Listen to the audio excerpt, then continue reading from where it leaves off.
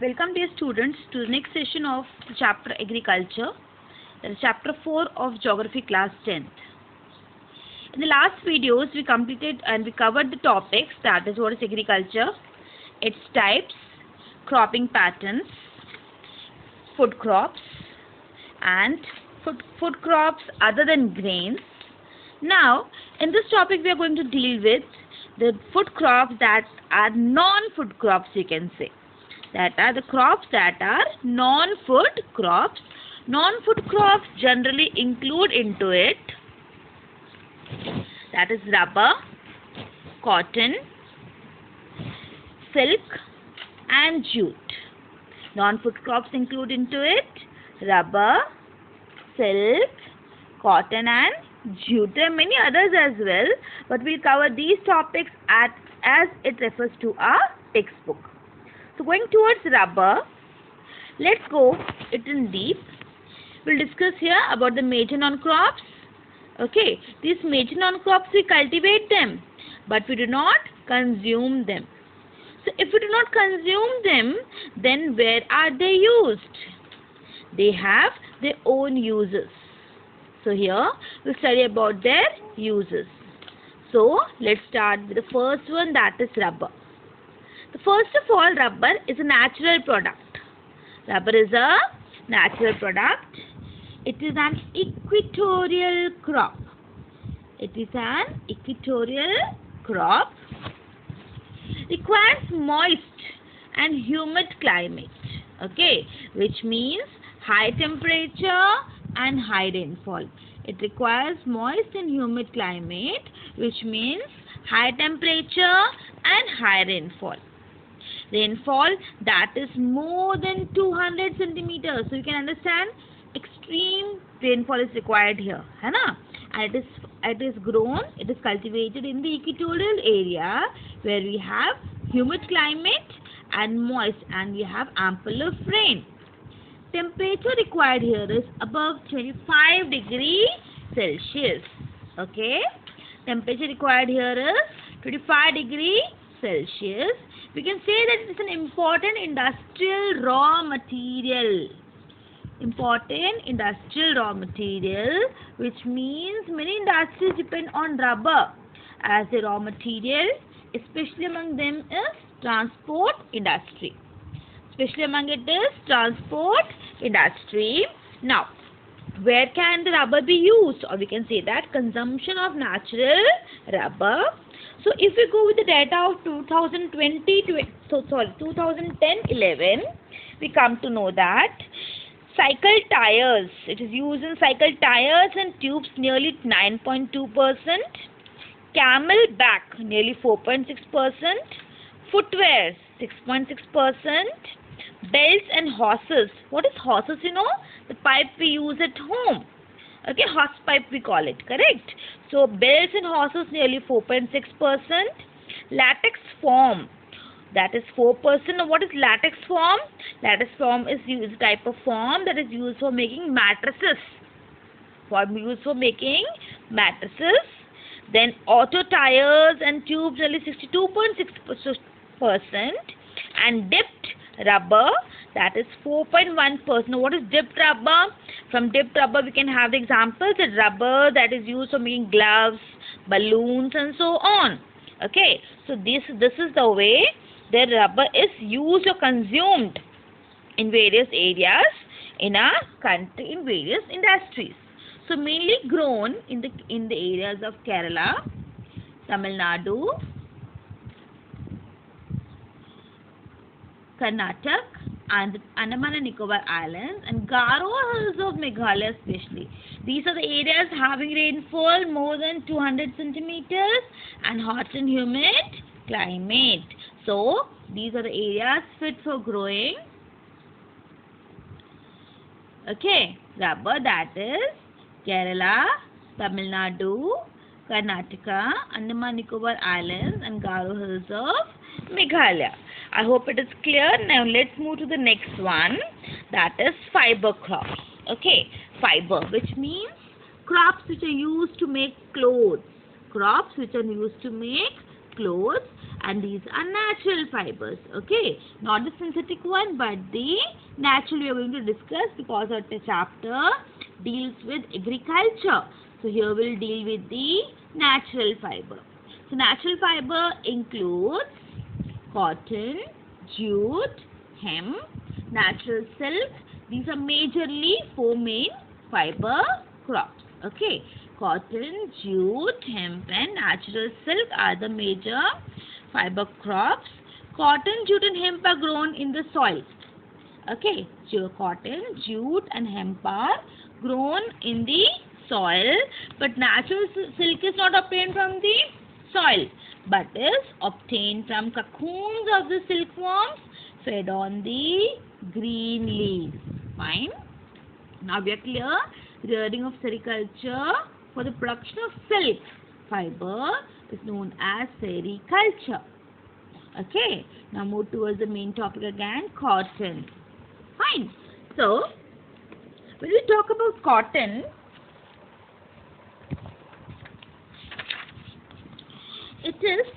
India is considered or believed to be the original home of the cotton. India is considered or believed to be the original home of the cotton. Okay, it is considered important raw material for the cotton textile industry. It is considered as an important raw material for the cotton textile industry. What happens here? Cotton balls are produced to make thread, and then that thread is used to make cloth. Okay, so here we can say that India is the third largest producer of cotton in the world. Okay, India is the third largest producer of cotton in the world.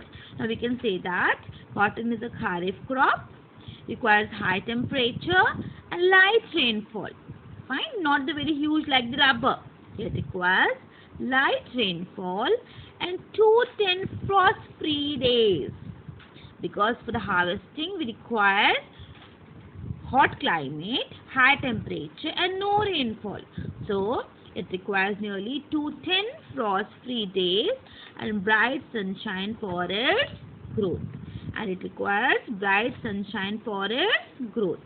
Cotton grows well in black cotton soil. We have already done this in chapter 1 if you remember.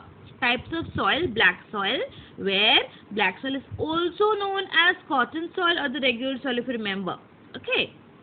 So, cotton grows well in black cotton soil of the Deccan Plateau especially. Of the Deccan Plateau. Now when we say that it requires high temperature, low rainfall, but its maturity period is more than other crops. That is other kharif crops. It is a kharif crop, but its maturity period is more than the other kharif crops. It takes nearly 7 to 8 months for its cultivation. Okay. Now the major cotton producing states are Maharashtra, Gujarat, MP, Karnataka, Andhra Pradesh, Telangana, Tamil Nadu, Punjab, Haryana and UP. Okay, it's a kharif crop and is believed to be the original home of cotton. It is a important raw material for the cotton textile industry, where it requires high temperature, low rainfall. It is a kharif crop and maturity period is comparatively more than other kharif crops. Fine. Now let's move to another one, that is silk.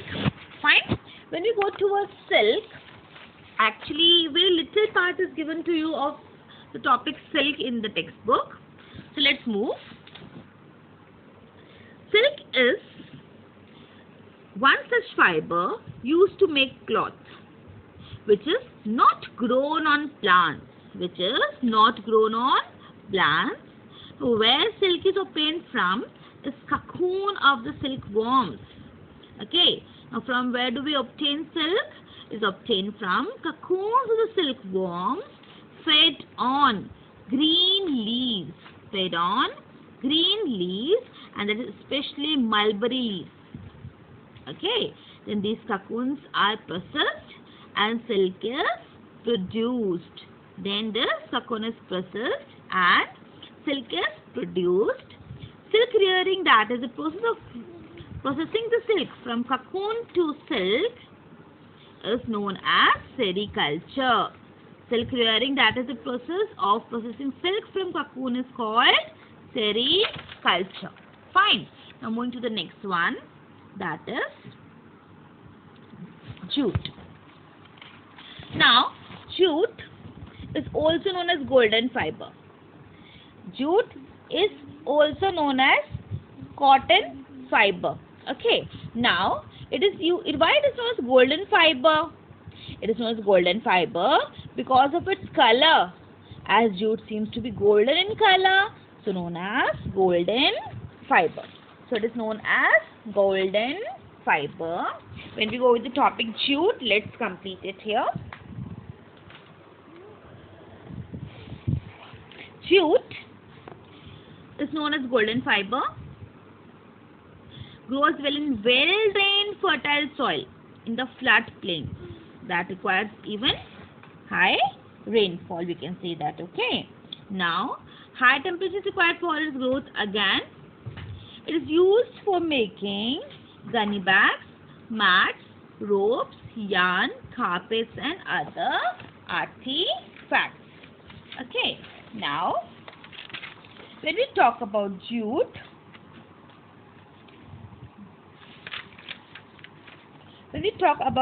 here, it grows well in well-drained soil in the floodplains where soil are renewed every year, we can say. High temperatures required during the time of growth. West Bengal, Bihar, Assam, Odisha and Meghalaya are the major jute producing states of our country. Fine. So I hope you are clear with the topic jute again. Now, up till now we were moving in and around the soil, correct? In the soil, or we can say we were moving in or around the farms. Now, coming towards the next, that is how these crops, food crops, non-food crops, how they have been cultivated. Now, for these we even require some technological and institutional reforms, because changes are required every time with the change in the pattern. We cannot go with the same primitive subsistence farming and other methods. So every now and then, with the change of the coming generation, we can say we need the changes in the technological forms as well. So now coming to our next topic, that is, now here we'll discuss and understand some issues on agriculture sector. Okay, now we'll discuss some issues on agriculture sector, some challenges we can say that are faced by the agriculture sector, and we'll try to understand agriculture sector in a better comprehensive way. The name itself is suggesting some institutional and technological reforms, correct? The name it suggests that technological and institutional reforms. Reforms means changes. Changes with the help of technology and institutions here. Now the question arises, why do we need these reforms? So I already discussed that we need these reforms with the change of time for the better growth to meet the need of the ever-growing population. Now we are aware that India is an agricultural country and nearly 60% of the population is dependent on agriculture, that is their livelihood. Okay. So this sector we can say needs some serious technical and institutional reforms. Fine. Are we clear? So let's move. What are the steps taken by the government so as to go for the technological, institutionals and reforms? Coming here, it is mentioned the previous that we have done few of them in the food security chapter as well, if you remember, in economics. Correct? So we can say that the government has taken few steps like the collectivization, consolidation of land holding, cooperation, abolition of this zamindari system. Okay, and we are given priority to bring out the institutional reforms in the country after independence. These all systems or technological or institutional reforms took place since after the independence. Fine. So what are those? collectivization, consolidation of land holdings. Okay, consolidation of land holdings, we can say, cooperation and abolition of the zamindari system. Okay, fine. What happens here? The Green Revolution was the first one, if you remember, started by Indira Gandhi in the year 1960s. So in the Green Revolution, what happened here? Technologies that were introduced to increase agriculture production using the HYVCs, fertilizers, modern machineries and inputs were used for the better growth so as to meet the need of the ever-growing population. And after Green Revolution was started the White Revolution. It dealt with the milk production. Okay, and due to introduction of technological institutional reforms, it could flourish well. Then even government has started with various schemes for the benefit of the farmers. Okay, the various schemes introduced by the government here are, we can say, Kisan Credit Card, KCC. Okay, please you have to write the whole word, not the short forms in the exam. KCC, that deals with Kisan Credit Card, Personal Accident Insurance Scheme, PAIS, Personal Accident Insurance Scheme, was introduced by the government for the benefit of the farmers. Now what else was done? Special weather bulletins and agriculture programs for the farmers on the radios and televisions were introduced so that they can prepare themselves before time, well in advance. Fine. Then the government announces, this we've already done in class 9th, food security, if you remember, MSP, minimum support price, correct, if you remember. So the government also announces the minimum support price, remunerative and procurement of prices for important crops to check the exploitation of the farmers by the middlemen. You remember? We have done in class 9th. So here the government announces the minimum support price so as to check that the exploitation of farmers is not done by the middlemen. Fine. What else can be done here? What else the government has done? Now, okay, again we can say that the Bhudan Gramdan movement initiated by Vinoba Bhave is also called as the bloodless revolution. Now what happened here? We see Mahatma Gandhi declared the Vinoba Bhave as his spiritual head, and he also participated in Satyagraha as one of the foremost Satyagrahis. Okay, so he was one of the votaries of Gandhiji to concept of the Gram Swaraj. Fine. So here we can say that Vinoba Bhave could not promise it that immediately, but assured them to talk to the government of India regarding provision of land for them, and if they took cooperative farming with under them. Fine. So we can say that here establishment of ICAR, that is Indian Council Agriculture Research, agriculture universities, veterinary services and animal breeding centers, horticulture development, research and development in the field of meteorology, and weather forecasts were given priority for improving agriculture government. Now, these all are the contribution of agriculture to national economy by the government. Okay. Now, India's rural population is about 83.3 crore, which depends upon 25 crore hectares of agricultural land, you know. Okay, it's a fact that India's rural population is about 83.3 crore, which depends upon 25 crore approximately hectares of agricultural land, an average of less than half of the hectare per person. Okay, so what happens here? Indian farmers should diversify their cropping pattern from cereals to high value crops. Fine. So we can say that in 2010 and 11, about 52% of the total workforce was employed by the farm sector. Imagine, more than 50% of the total workforce was employed in the farm sector. Okay, and the share of agriculture, how much? The share of agriculture in the GDP is declining now. What happens? The share of agriculture in the GDP is declining.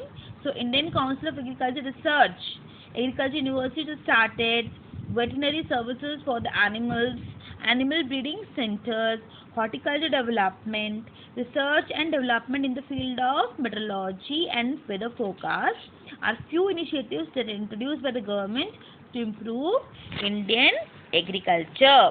So here we come with the end of the chapter. Mostly you completed all the topics. I would request you to please go through all the videos, complete the notes, okay, because next session I'll be giving you a worksheet regarding the topics you covered in the last few videos. Fine. I hope you're clear with the topics. For the queries, please ping me on my personal WhatsApp or I can comment on the comment box. Thank you.